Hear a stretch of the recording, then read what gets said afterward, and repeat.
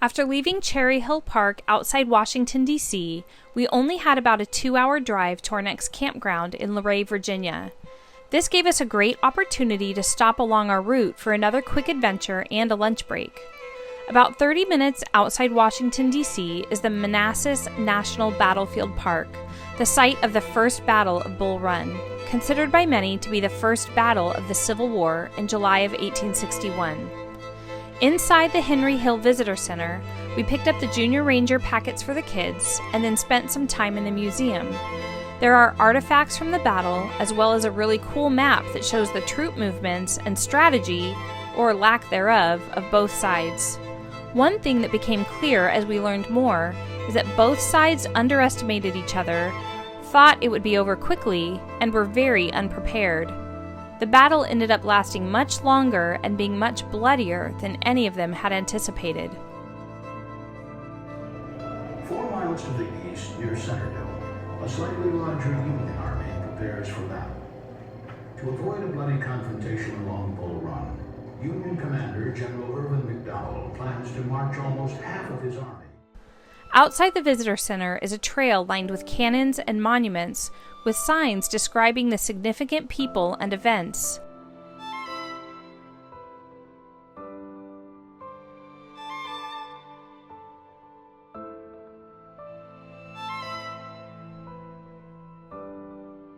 The Henry home sits in reminder of the civilian casualties of war. Judith Henry, an 84-year-old bedridden widow, was unable to leave her home as gunfire began. Believing there were Confederate sharpshooters inside, the Union soldiers shot cannons into her house, mortally wounding her. She died there that day.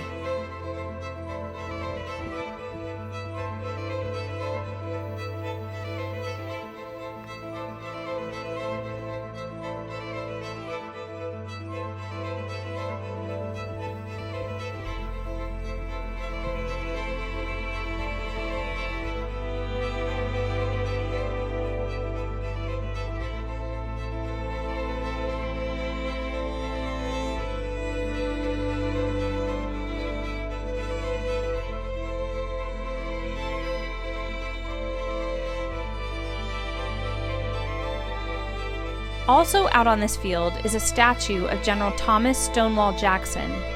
On this farmland battlefield is where he earned the nickname Stonewall. The odd thing is how both the figure of Jackson and his horse appear so overly muscular. It was strange, to say the least. Another side note about this monument is that it was once struck by lightning, and the white streak in the granite can still clearly be seen. After hiking near the visitor center, we then opted to do the driving tour. We unhooked our car from the bus and drove around surrounding roads and land where different parts of the battle occurred. This took us to places like the Stone House, the Stone Bridge, the unfinished railroad, and the Groveton Confederate Cemetery.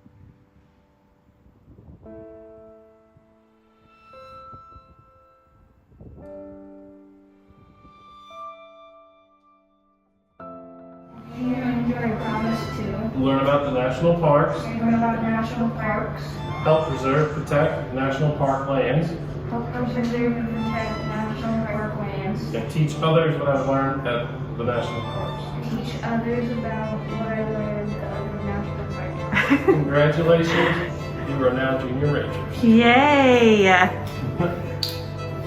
All right. After just a few short hours, we had a much better grasp of the history of the first Battle of Bull Run. We were then on to our next stop, Luray, Virginia. For the next adventures on our travels, we wanted to be near Shenandoah National Park and Luray Caverns. While we would have loved to camp in one of the national park campgrounds, the reviews we had read about near complete lack of cell service led us to finding a campground outside the park. The Jellystone Park in Luray is just 10 minutes from the national park entrance and 8 minutes from Luray Caverns. While we don't always take advantage of all a campground has to offer, as we are usually out exploring the area or busy working and doing school, we did end up having some time to enjoy a few of the fun things for kids at this campground.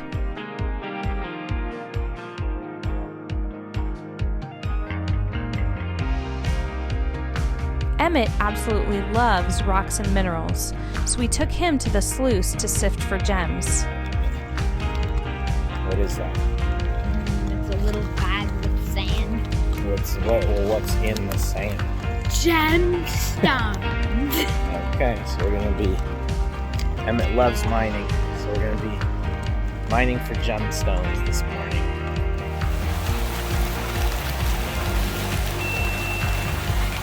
I already found one.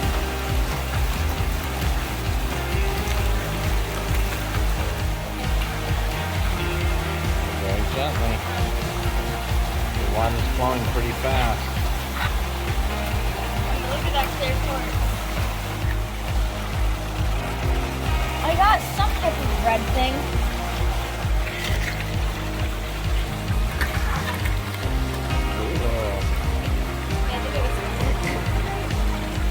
Oh wow.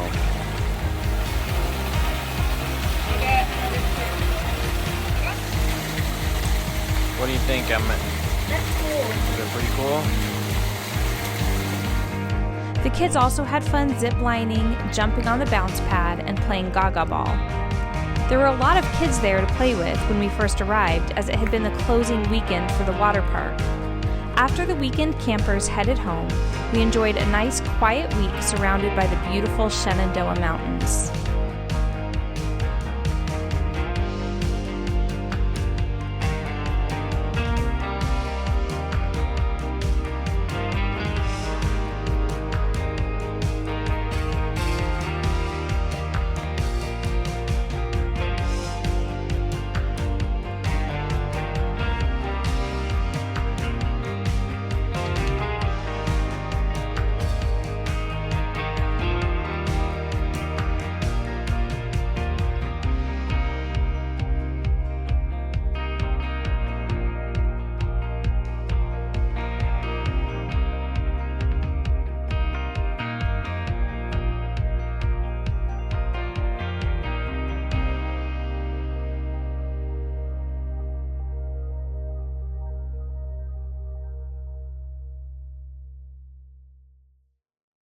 So after Washington, D.C., we came down to the Shenandoah National Park area, and we're in Luray, and the first stop is the Luray Caverns. So we're super excited to go in and see what it's like.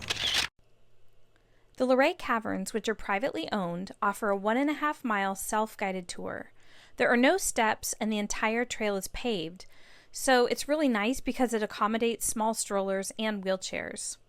Along the trail are numbered plaques with information to learn more in a tour pamphlet. Because it's a constant 54 degrees Fahrenheit inside, most of us opted to wear light jackets.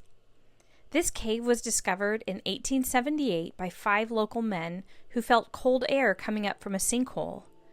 After digging and climbing in with ropes, they went on to discover what is one of the most beautiful places we have ever seen.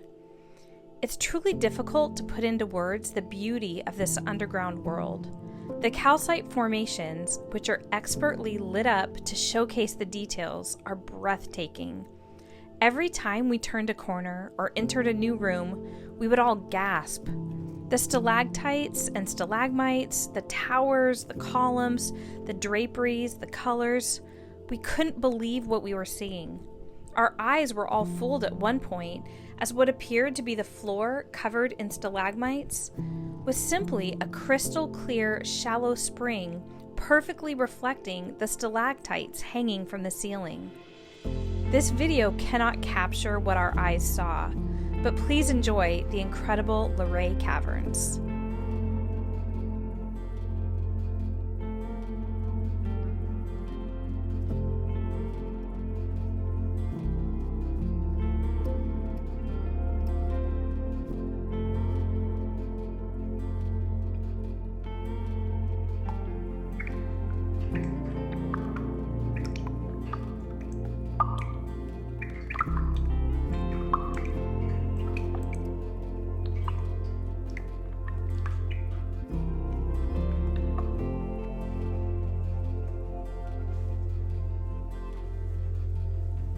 Isn't that cool?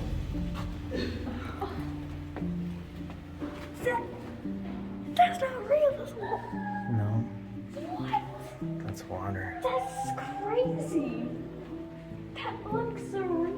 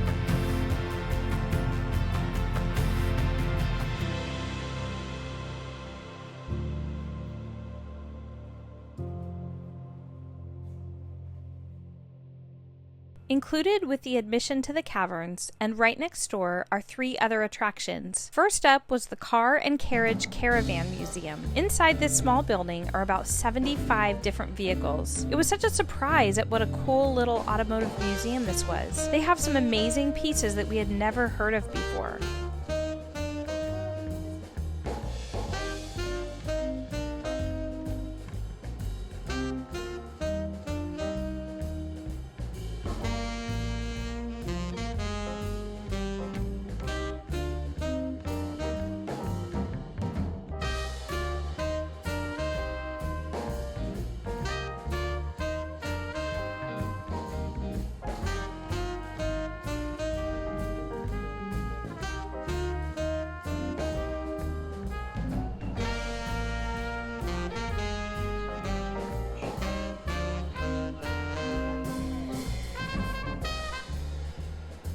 Next was Toy Town Junction, which is a small museum which displays toys grouped by decades. That was a fun trip down memory lane with the kids.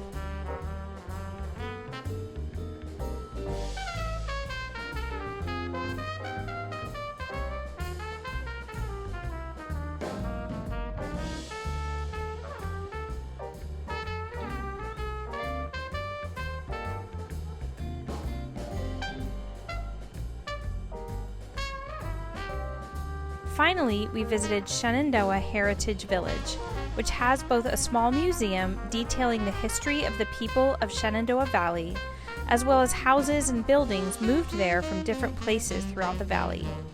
It was a great short visit that left us with a greater understanding of the story of Shenandoah Valley.